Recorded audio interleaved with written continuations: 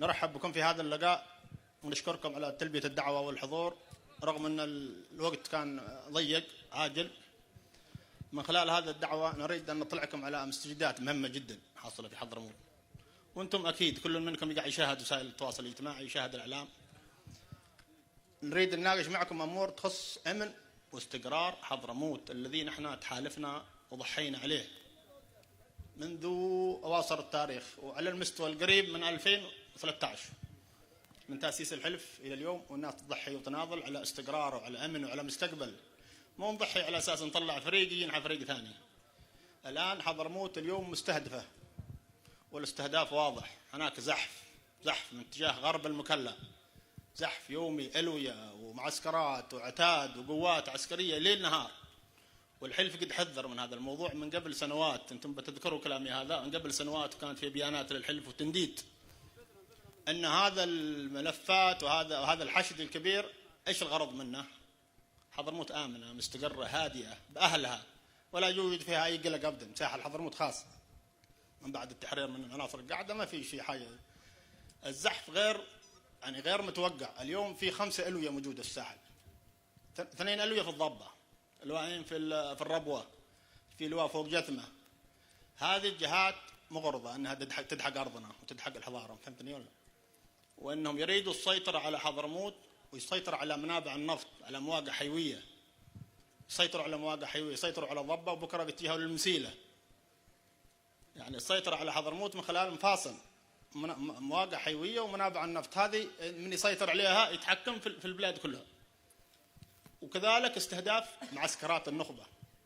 معسكرات النخبة مستهدفة، لا أحد يقول ايش من النخبة اليوم معنا، ما هيك ما حق 2016 ولا 2017 كانت.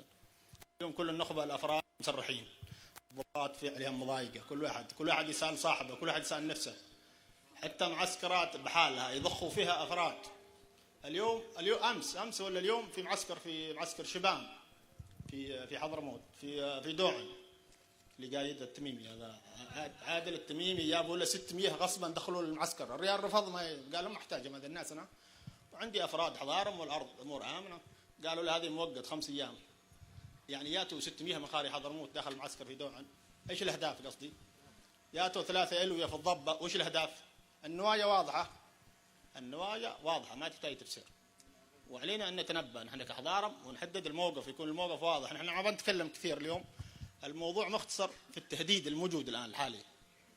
صحيح أن عندنا مواضيع كثيرة قمنا من شأنها سابقا، وتسويف من الدولة وعدم تنفيذ وهكذا، لكن اليوم في طاري يهددنا جميعا ويهدد أمن واستقرار البلاد. حضرموت مش بحاجة لهذا الزحف وهذه القوات كلها أبدا. إذا كانوا في محافظاتهم تحتاج أمن، نحن عارفين أن في محافظات هناك تحتاج أمن أكثر من حضرموت، فيها فوضى وفيها قلق وبعضها محتلة من جهات أخرى. مفروض الألوية هذه تتوجه إلى المواقع التي تحتاج.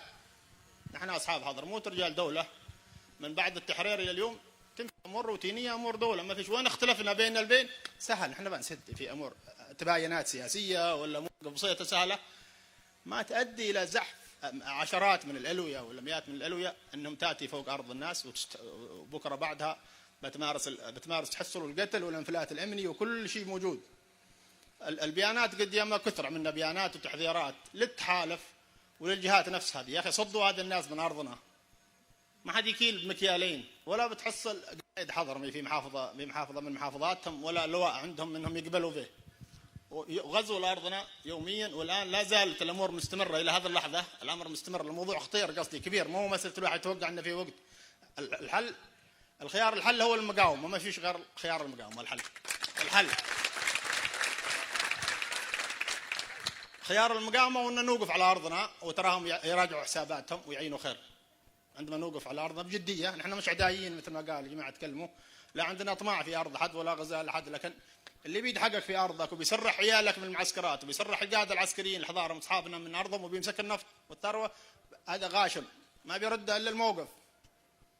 إلا الموقف، المقاومة الواضح اللي هو صريح على الأرض من اليوم، قصدي ما عاد فيها تأخير.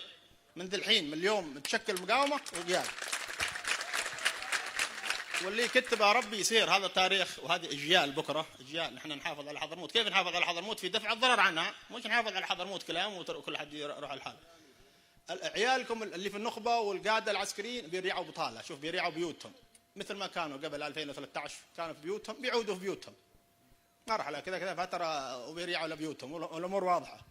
واليوم قلت لكم معسكر شبان في دوعن دخلوا فيه قوه من خارج المحافظه بالقوه، دخلوهم كذا بدون طلب من القياده، وهو واحد منا قايد اللواء وحضرمي، ونحن ندافع عن حضرموت كلها ونقول ان الوضع خطير، ونحن طلبناكم ودعيناكم من جناب مسؤوليه امام الله سبحانه وتعالى، وعلينا ان نتناقش معكم في هذا الموضوع ونتخذ موقف واضح لكل الحضارم، خيار المقاومه لكل الحضارم في الداخل وفي الخارج، اللي هو يقدر يعني مع الناس يوقف مع وطنه ومع بلاده، ما فيش خيار غير المقاومه، ونصعد المقاومه وندعو النخبه ان تلتحق النخبه، ابناء النخبه اللي عادهم قيادات النخبه يلتحقوا باهلهم، لا يكونوا اداه انهم يسلموا. ما عاد حد يقول ان الامور يمكن فيها ويمكن ما فيش يمكن، الامر واضح مكشوف. القيادات والافراد النخبه اللي هم في المعسكرات يوضحوا يعني قصدي ولا يعني الحضرموت والاهلهم في حضرموت البقاء.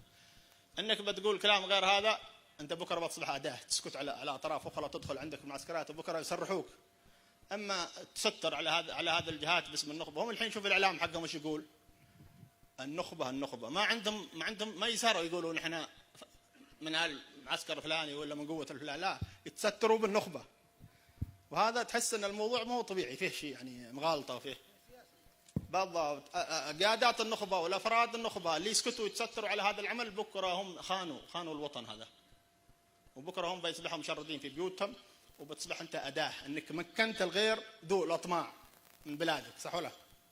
يوقفوا يبتوا في نطاق اختصاص، يبتوا في محافظاتهم، واذا احتاجوا منا حضاره مشي نحن مستعدين. حضرموت نموذج، شوفوا كمية تصريح المسؤولين يعني من الدولة ومن الخارج من التحالف جاوا لحضرموت يشيدوا بالامن واستقرار حضرموت انها نموذج، صح ولا؟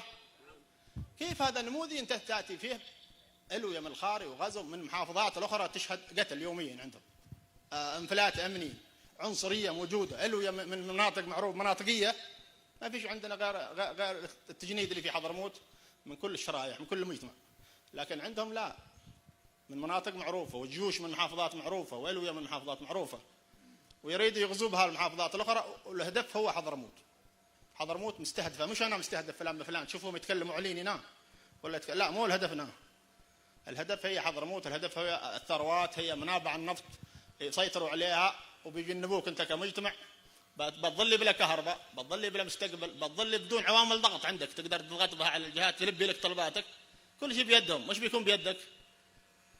الامر واضح، ونحن ما عاد بنطول كلام ولا عاد بنطول شيء، الموضوع يحتاج موقف واضح، تصعيد المقاومه على الارض يحسوا ويرادع لهم بس، وهذا الموضوع يتشكل من اليوم هذا، والكل الحضارة يعني اذا يريدوا الحضاره ما ارضهم يريدوا سيطره يريدوا مستقبل، ما فيش غير هذا الخيار، انا هذا اللي بطرحه عليكم. بالنسبه للجوانب الاخرى التحرك في خلاف الامر هذا في ارتال عسكريه طالعه نازل يوميا 20 طاقم 30 طاقم يطلع وينزل، ايش الهدف من هذا كله؟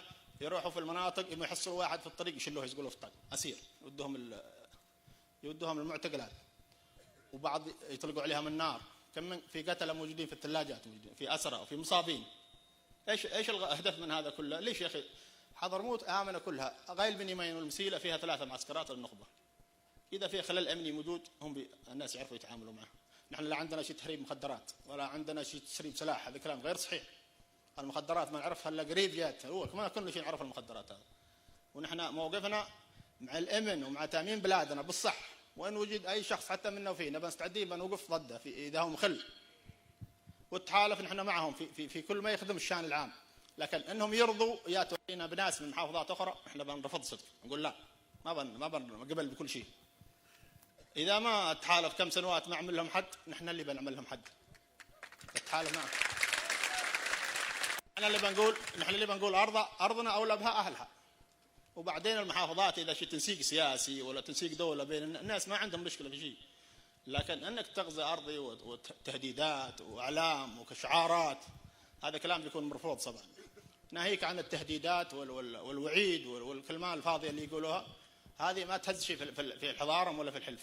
نحن مؤمنين بارضنا واننا فوق ارضنا ونحن اهل الارض، ولا غزينا احد منهم ولا عندنا اطماع خارج ولا عندنا شيء حاجه مخله، قصدي مثلا تستدعي ان الناس الحضاره ما شافوا منهم الا كل خير. التحرير في الساحل في 2 ساعة حرروه، اكبر رقعه جغرافيه في التحرير، ولا شافوا الا كل خير من الضباط والافراد الحضاره اللي موجودين. ليش تسرحهم هذا من مواقعهم؟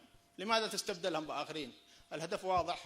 احنا ما بنزيد نكرر عليكم كلام اكثر، والموضوع مختصر الان: تنفيذ تصعيد مقاومه على الارض فقط. هذه هو المسار اللي بيعدل الكفه. هذا اللي بنطرح عليكم، والسلام عليكم ورحمه الله وبركاته.